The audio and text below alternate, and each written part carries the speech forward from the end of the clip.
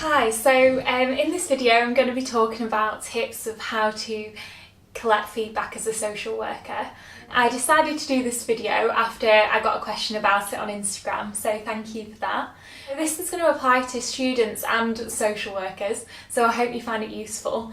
I was just reflecting back to when I was a student, and sometimes I felt uncomfortable asking for feedback because I suppose it's, you do feel like obviously you're still learning, and I know you always are still learning in practice and everything, but particularly you do feel more judged as a student and you feel like you've got more to learn.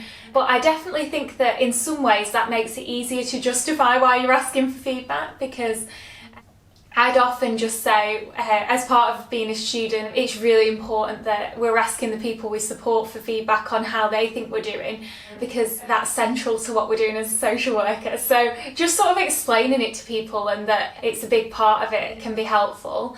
And then just sort of thinking about ways of asking.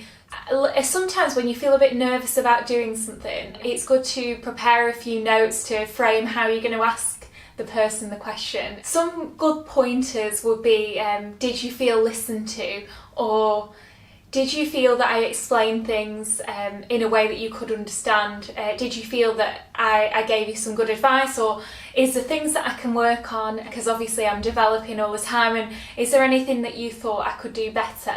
Or is there anything you felt that I did really well? Maybe just think of the questions that you feel comfortable asking. If you feel that you don't feel comfortable actually asking verbally, you could always write a few things down if you know that the person's able to read, and that might help.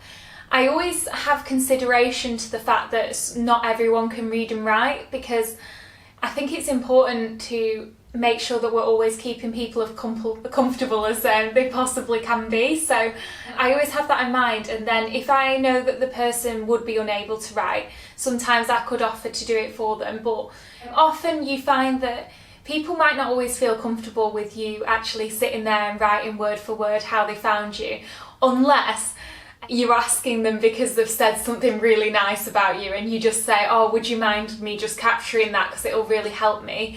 Sometimes if you're just asking them for feedback at the end of your involvement, it might be an idea just to ask a colleague to record it for you.